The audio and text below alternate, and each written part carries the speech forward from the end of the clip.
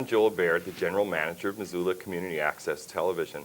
I'd like to invite you to this program. It's part of our government access work to bring vital information to you about Missoula, and in this instance, growth issues. I have with me today Mary McCrae, who's an Associate Planner at the Office of Planning and Grants for the City and County of Missoula. We're going to discuss today an issue that's coming up for a public hearing at the Missoula City Council on Monday, January 6th at 7 p.m. It has to do with growth management and multi-dwelling units. Mary, thanks for coming over. I'll just tell people we're taping this 2 days before Christmas, so happy holidays to everyone. So the first issue I thought we should talk about is who this impacts and why there are, and I want to make that important distinction, this is not a zoning change, it is a change in standards for multi-residential dwelling units. Yes, we already have, as part of Title 19 of the zoning ordinance for City of Missoula, we already have a multi-dwelling standards chapter. And so this is revisions to that specific chapter. It's part of Growth Management Phase 2, which impacts all of the City of Missoula and just the within the city limits. So it's not impacting county areas at this time. What Growth Management Phase 2 is the city government's review of our zoning regulations to propose revisions and amendments that will help us manage growth in Missoula. And specifically, the multi-dwelling chapter deals with standards of what multi-dwelling projects will have to be built to specific standards so that and it's in the neighborhoods where they're currently allowed. So we're not proposing multi-dwelling projects to be allowed in any additional zoning districts.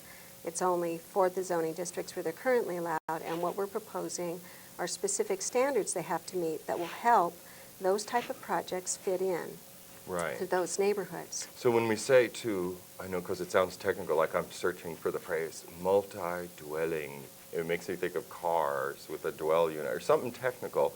We mean duplexes, fourplexes, or an apartment building.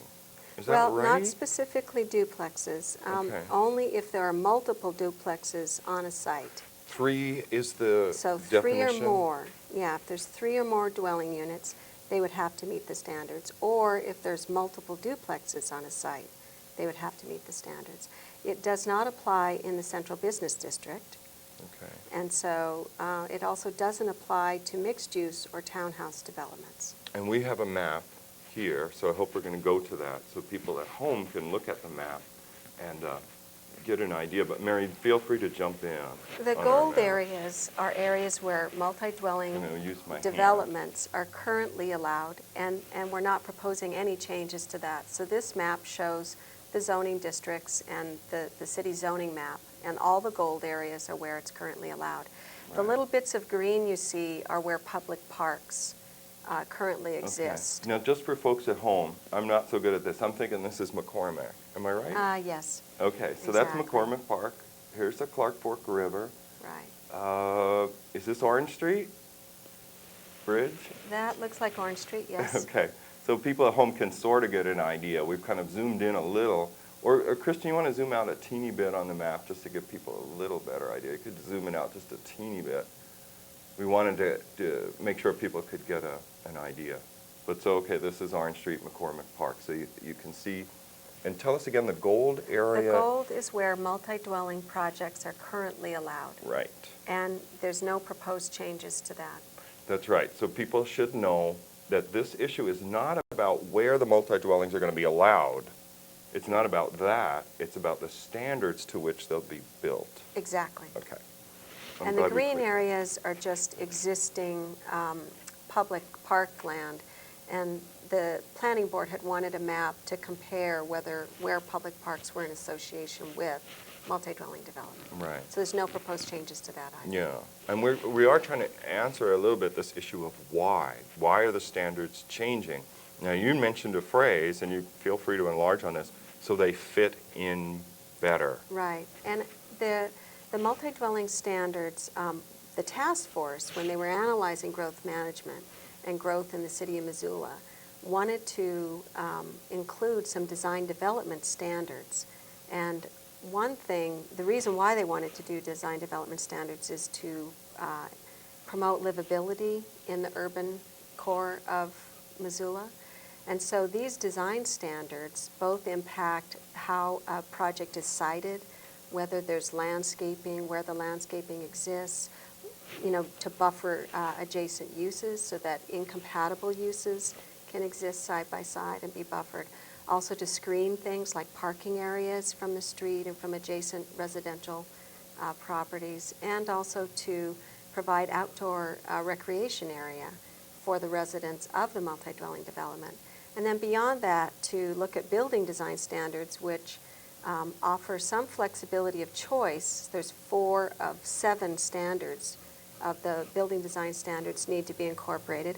And they are things like modulating walls, adding windows, varying roof lines, providing entries along a street so that they're very visible. So those are the kind of things building design standards address. Right, and I'll be the plain talk guy, just in case people at home are saying, well, now I sort of get it.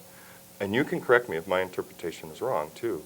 What the proposal is trying to do, one of the effects that the proposal is trying to achieve, is to prevent the creation of dwelling units in residential areas that look like factories or barracks. Because Right. it is cheaper, probably, to make a big monopoly kind of a house that has just one huge long roof line and very simple, like there's very little trim, or there's a minimal number of windows, or the parking lot is just an expanse of black tar in a dry, barren area without landscaping. Right. So there are 2 interests that are being taken into account. One is the developer's desire to build as much as they can for as little as possible. And this doesn't necessarily address greed. It can Right. address things like making sure there's enough housing to go around for everyone and Right. making that housing affordable. Right. Some of their goals are to maximize the site and to get the largest amount of units that they can for the least amount of cost, because that does go back to how affordable they can rent those units for. Part of what the design standards are to do is to promote livability both for the residents of the multi-dwelling unit, but for the neighborhood as a whole, so that when multi-dwelling projects are built, that they won't be an eyesore in that neighborhood, or they won't be an unforgiving place for the residents to live in. And many developers employ these standards today. So it's not that these are all new. Some of the best developments, multi-dwelling developments in Missoula being built, use some of these standards already. Yeah. And, just to address any misconceptions, there's been some public hearing about this. Are people getting the wrong idea? Have you heard things from people that seem like they've misinformed, so they're getting a hold of the issue maybe from the wrong end, and you want to address any of those? One concern that was expressed at the initial City Council public hearing on this was that we were promoting multi-dwelling development in zoning districts where it wasn't currently allowed. And this is not changing where multi-dwelling's allowed. I think the other issue is just a lot of people don't quite understand what the standards are. And so how to get documents, where to find them, what the public hearing schedule is, and then the big picture of why are we doing this now? And it's part of the bigger process that the Growth Management Task Force had started many years ago in the 90s when they updated the comp plan, and this is sort of the zoning regulations, the amendments to help enact the goals and objectives the task force established in the 90s to help manage growth. Yeah, and as we mentioned, some of the objectives here is to have the new projects blend in to fit the character of the neighborhoods for which they're proposed, Right. and to also offer the people that may move into these units some livability enhancement, and so the business of generating housing isn't just left as a business with a kind of bare bones structure and things Right. like that. And I know you brought some more visual stuff. I mean, feel free to use it whenever you want, because I know we were going to talk about a little bit about this issue, and I don't know how much it has come up, where people are saying, well, darn it, the city of Missoula is providing aesthetic standards for us, that this is too invasive, because on the one hand, you may be trying to battle one type of cookie cutter dwelling as barracks or factory looking thing. But, I mean, what do you say to the charge that the city is imposing an aesthetic standard on developers? We are definitely specifying building design standards and landscaping standards. We're also trying to provide flexibility and choice so that we're not designing it. It's up to the developer to choose among the standards. So rather than requiring all 7 of the building design standards be in place, we're saying you select 4 of 7. And then as far as the landscaping standards, we're giving them options to provide private outdoor space versus common area for their outdoor recreation area. Maybe what I could do is just go through some of the slides that illustrate some of the things that we're talking about. And so I'd like to start with landscaping. Okay. And if we we'll give them a little take a time look. to zoom in the screen so folks at home can see it. And I think that's pretty readable, so we're doing good. This slide is what a landscape perimeter would look like, and it's for the Bridge Apartments on West Broadway. So basically, we're requiring it to be 10 feet wide where there's a curbside sidewalk. If there's a boulevard and boulevard landscaping and trees, we wouldn't be requiring that. But this is just an example of what a landscape perimeter would look like. And then let me just scroll through. This would be a buffer between 2 uses. So for multi-dwelling, if the adjacent use is either single family or commercial, we'd require a buffer. And you can see it's a certain distance and has trees and shrubs. There's also flexibility there because even though there's a minimum 20-foot buffer requirement, there's many things they can do in their design that'll reduce it down and provide reductions. It could be as low as 5 feet. This is an example of screening where we require screening of parking, screening of mechanical equipment, screening if you're adjacent to a railroad or a freeway. So this shows a hedge at the Bridge Apartment that's screening the parking area behind. And then the outdoor recreation area is a requirement that was a past requirement, and it's actually a current requirement that we have changed slightly. It used to be allowed only in the rear yard and was calculated as half of the rear yard. And for multi-dwelling developments, there isn't always a clear front yard, rear yard, especially if there's a grouping of buildings. Yeah. So it put the outdoor recreation area in places where it wasn't very usable or accessible, and 2, it was hard to calculate. So now we're requiring 25% of the lot area be an outdoor recreation area. And this slide shows the 3 different ways that you could locate it. It could be in the front and side yards. It's shown in A. B shows it could be partially in the front, side, and rear. It could be in the front yard, and then the little squares, like here, would be private outdoor space. And so you can choose where to locate it. You can break it into smaller pieces. And essentially, the outdoor recreation area is like a single-family dwelling's backyard. It could be patio space. It could be garden space. It could be just a lawn area or just plantings for visual enjoyment of the people that live there. It could be a small fenced-in play area. So we're keeping it flexible in terms of how they want to use it depending on who their multi-dwelling development is geared for. But it is a requirement that it be on-site.